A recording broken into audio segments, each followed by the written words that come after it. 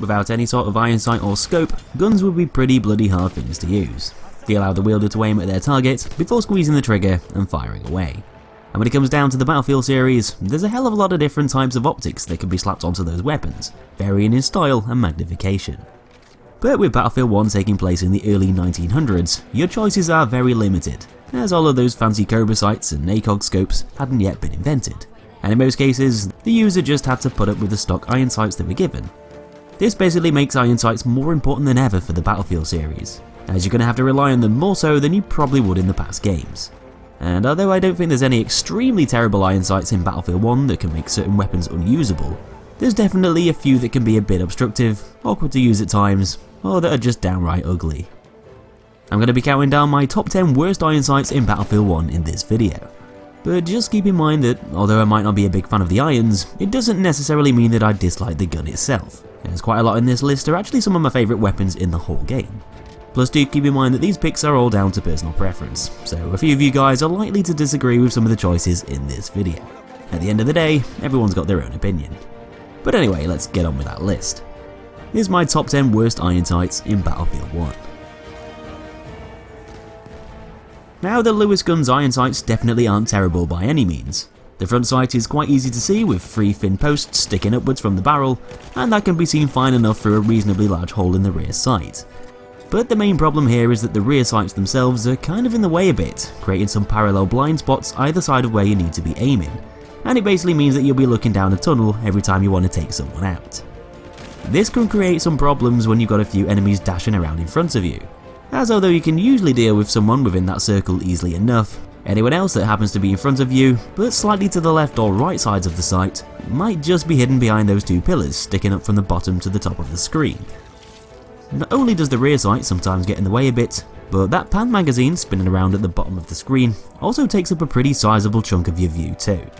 But generally I find that the Lewis gun's iron sights are decent enough for taking on targets one at a time, hence why they're so high up on the list. And I guess you could say that they're the best of the bad bunch.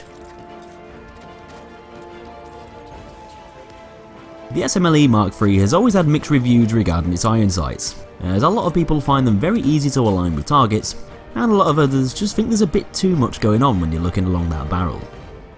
I'm one of those guys that thinks the SMLE sights are a bit on the complex side, with quite a lot of different parts sticking up, which definitely doesn't make it a very simple gun to aim with all of the time. It's not exactly a super confusing sight to get the hang of using, but the main problem I find with the SMLE is the fact that it's got those 3 small prongs sticking up to form the front sight, kinda like a devil's fork, and when you're snapping from target to target and rushing down those sights to take on someone quickly at medium range, the fact that there's essentially 3 points sticking up can sometimes briefly confuse the wielder. It's a pretty rare thing, but I'll even hold my hands up and say that I've accidentally aimed at someone before using the left or right prong instead of the slightly larger centre sight that you're supposed to use instead. And this might happen a bit more so if you've been swapping around from other rifles and come back to the SMLE, after not using it for a while. I know quite a lot of other people have had similar issues with the SMLE's iron sights, and although the front sight isn't a massive problem, it can sometimes cause a brief sense of confusion when you're aiming quickly, and this can lead you to missing shots, which can ultimately get you killed.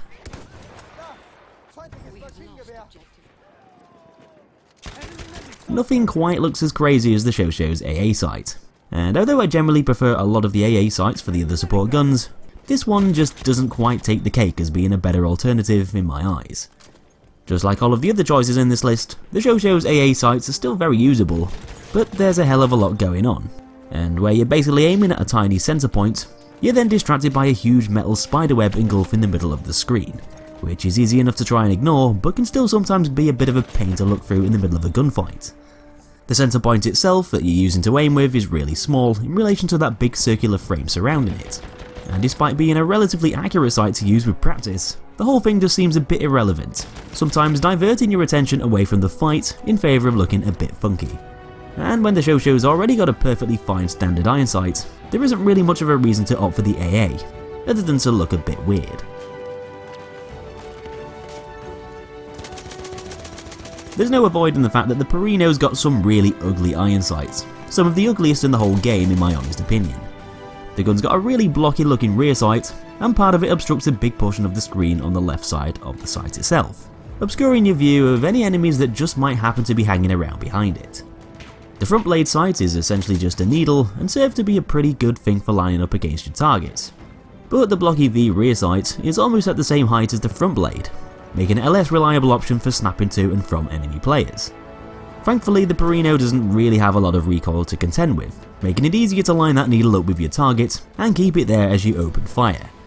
But there's still quite a lot of metal bits and pieces getting in the way of your view, giving the Perino a pretty clumsy looking aim down sights view overall. Unfortunately, the Perino's AA sights don't really make things much better either, as that chunky rear sight taking up the left side of the screen is still there. So either way, you're just going to have to put up with it, even if the thing keeps getting in the bloody way all the time. Madsen machine gun's got a very similar issue that the Perino has, with a pretty big portion of the left side of the screen being covered up. But it isn't exactly the iron sight that's causing the problem, it's mainly the weapon's top mounted magazine. But just like the Perino, it gets in the way and creates a blind spot, obscuring your view of the battlefield and generally being a bit of a pain in the arse to look at. But unlike the Perino, the Madsen's also got a pretty big handle sticking out of the right side of the receiver, which also happens to get in the way of all the action sometimes too. Because there's so many different elements that can obscure your view, these all combine together to create something messy and cluttered. Not exactly a very fun weapon to aim with either. The sight itself isn't all that bad, being similar to the Perino, though with a slightly wider front blade. But that wider front blade might make it a bit less precise over longer ranges, because of its thickness. And because the gun has a bit more recoil than a lot of the other support guns, this doesn't exactly help very much when you're lining that sight up with your target either. Though the main issue with the Madsen is definitely that magazine and handle, overall making it a pretty nasty package to try and aim with. At number 5, we've got the Radium sight, the one that can be equipped on a lot of different weapons that barely anyone ever chooses to use over standard iron sights for obvious reasons. Although it doesn't really seem too bad on the face of it, despite looking like it's come from a UV party, the Radium sight often creates more problems than it solves. And that little circle with the green dot in the middle is fine for aiming with, but it's the big chunky block at the back of the gun with all the rave paint on that causes the big problem, being slightly larger than the front sight, which definitely isn't a good thing, especially for something like a scout rifle where you'll need to lead your target's movements over distance and basically shoot in front of them in order to land your shots. Compared to some of the others on the list, the Radium sight actually doesn't look too bad, and there isn't anything huge taking up half the screen, and the sight itself doesn't look very ugly. But functionality wise, I find that picking the Radium sights puts me at a slight disadvantage, with those small blind spots being created on the left and right sides of that centre point.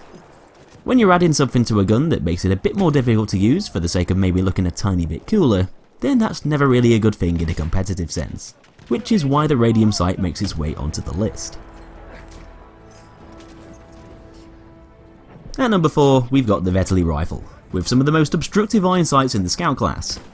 It might not have as much going on like some of the other guns in the list, but when you need a clear view of your targets over those closer to medium ranges, where the Vetterli packs the biggest punch, those two chunky columns either side of the sight when you're aiming definitely don't enhance the gun's usability in any way, shape or form. With the Vetterli having a lower muzzle velocity, this also means that targets further away must be led first, and this sight doesn't make it any easier to judge those distances by getting in the way, making the gun an even trickier thing to get the hang of and use effectively on the front lines. Funnily enough, I actually think that the Radium sight on the Vetterli actually improves it by a tiny bit, making the front sight a little bit finer, slightly helping to boost accuracy at range. And it's one of the only weapons that I'd normally choose to equip the Radium sights instead of the standard ones, down to them seeming a little bit clearer. The Vetterli standard iron sights are easily one of the worst scout optics in the game, and along with those two pillars taking up too much screen space around where you need to aim, the front blade is also a tiny bit too thick for my liking too, which doesn't really help with accuracy over longer distances. At number 3, we've got the BAR with its massive frame. The gun takes up a hell of a lot of screen, and those big metal ears that protrude outwards from either side of the gun's body really don't help very much when you're trying to acquire targets and shoot multiple enemies in close proximity. The fact that the front sight that you're using to aim with is really small really gets overwhelmed by the BAR's complex frame, which obscures your view, with that front sight being slap bang in the middle of it all. And when you're zooming in quickly to take on another player running around in front of you, because there's quite a lot of stuff that your eyes need to adjust to seeing with that frame being so large, it makes rapidly aiming at someone more of a tricky task. It doesn't really help very much with the gun kicking around so much as you open fire too. And because there's quite a lot of muzzle flash generated by the gun as you do so, this just adds to the equation and makes the sights even less appealing. And when you've got access to AA sights, which are generally a lot clearer to aim with, the standard iron sights of the BAR are definitely worth avoiding, in my honest opinion. Now I'm going to have to be brutally honest and say, I really don't like the iron sights for the M1903 Experimental. And that's mainly down to the fact that the Pedersen device sat at the back of the rifle is pretty much shoved in your face, surrounding that teeny little circle that you've got to try and aim with. And when you're running around up on the front lines, having to skip from target to target, firing and successfully landing multiple shots on each, that sight isn't exactly the clearest thing to use, especially when you've not normally got much time to readjust your aim, being so close to your enemies. If you swap over to K-bullets, aiming becomes a bit easier, down to the fact that you're getting rid of that bulky Pedersen device, so it no longer engulfs the iron sights and everything looks a bit more in proportion. But otherwise, the magazine sticking out of the side of the device is a little bit obstructive, nothing too crazy I guess, but because the sights are so small and the Pedersen device is so large, it could often make the gun seem like a really uncomfortable thing to use, especially with the top of the device being sat at the same level as the sights themselves, giving the appearance that you're looking down a narrow trench to see that circular sight at the end. So my least favourite iron sights in Battlefield 1 has got to be the M1917 Enfield, down to the fact that there's just so many blind spots and metal pieces sticking out all over the place, obscuring your view and generally looking really bloody ugly in the process. It's got similar kind of ears to the BAR, but even closer together. The rear ring sight is really thick, and when you look through the ring as you aim, you've got 3 other parts sticking up, with the smallest blade in the middle being the one you actually aim with, and the other 2 just get in the way. Kinda like having a mini Vetterli rifle iron sight within that thick circle. Fortunately, the only thing saving the Enfield's iron sight from being ridiculously terrible is the fact that the front sight that you're using to aim with is really thin. So that helps a lot when you're lining up shots against long-ranged opponents, which is what the gun is designed to do. But because there's just so much of the stuff going on around that tiny blade, distracting and obstructing the user, it can often make it seem like a chore to use, especially when there's just so many other scout rifles in the game that have much clearer iron sights to get straight to the point. So there we have it folks, there's my top 10 worst iron sights in Battlefield 1. Hope you enjoyed the video, if you did, you know what to do, and subscribe for more Battlefield content coming soon. Thanks for watching, and I'll see you in that next episode.